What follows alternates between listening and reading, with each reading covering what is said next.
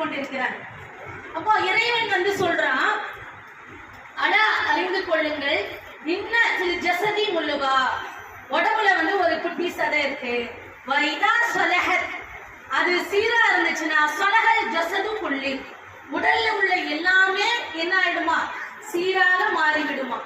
வைதா ஃபஸதத், அது கெட்டு போயிருச்சு அப்படின்னா ஃபஸத ஜஸத குல்லி, உடல்ல உள்ள எல்லாமே கெட்டு போயிடுமா.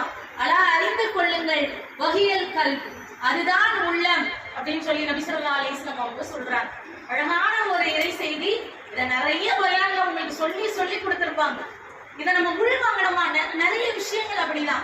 குர்ஆன் ஆகட்டும், இறை வசனங்களாக இருக்கும், இந்த குர்ஆன் படிக்கும் போதும் சரி, டெய்லி மதரசாக்கு போவோம், டெய்லி வீட்டுல குர்ஆன் எடுத்து படிப்போம். பெண்மணிகள், சஹாபிய பெண்மணிகளுக்கு வராத கஷ்டமாங்க. அவங்கள வாழ்க்கையை நீங்க படிச்சுக்கிட்டே இருந்திருப்பீங்க, கேட்டுக்கிட்டே இருந்திருப்பீங்க. அப்படிலாம் நம்மளால இருக்க முடியுமா? அவங்க சஹாபிய பெண்மணி இப்படின்னு நம்ம என்ன செஞ்சுக்குவோம், தேர்த்திக்கிட்டு வெளியில வந்துருவோம். ஆனா அவங்களுடைய இலக்கு என்னவா இருந்துச்சு அப்படின்னா, சொந்தத்துக்கு போகணும். என்ன என் வீட்லயே திட்டினாலும் சரி, என் கூட இருக்கிறவங்க திட்டினாலும் சரி, அனுபவம் மிக்க ஆளான அந்த பிள்ளைங்க யார நினைக்கிறாங்களோ அவங்கள கூட்டு தப்பானதை சொன்னாப்ப அந்த பிள்ளை தலையாடு. ஆமா ஆமா அப்படிதானே.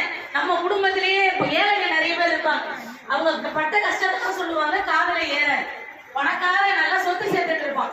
அவன் சொல்ற கருத்துக்கும் அதுக்கும் நமக்கு எரிச்சல் வர மாதிரி இருக்கும். இருந்தாலும் அந்த குடும்பமே உட்கார்ந்து என்ன செய்யும், அந்த பணக்காரனுடைய பேச்சை உட்கார்ந்து கேட்கும். அப்ப அந்த உள்ளத்தை கெடாமல் பார்த்து கொள்ள வேண்டும். அப்ப நீங்க என்ன செய்யணும் அப்படின்னு.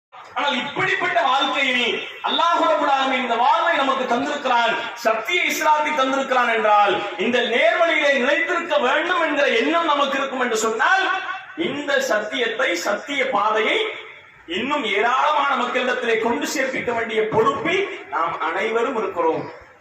ஆண்களும் இருக்கிறார்கள், பெண்களும் இருக்கிறார்கள். ஏன் அப்படி சொல்றோம்? திருமறை குர்ஆனை புரட்டினோம் என்று சொன்னால், சூரத்து தௌபா என்ற அத்தியாயத்துடைய 71வது வசனம் அல்லாஹ் என்ன பண்றான், அழகாக ஒரு அடிப்படையை சொல்லி கொடுக்கிறான். வல் முஃமினூன வல் முஃமினாத்து பஅலுஹும் அவுலியாஉ பஅல். நம்பிக்கை கொண்ட, இறை நம்பிக்கை கொண்டிருக்கிற ஒவ்வொரு ஆணும் ஒவ்வொரு பெண்ணும் உச்ச தோழர்களாக இருக்கிறார்கள்.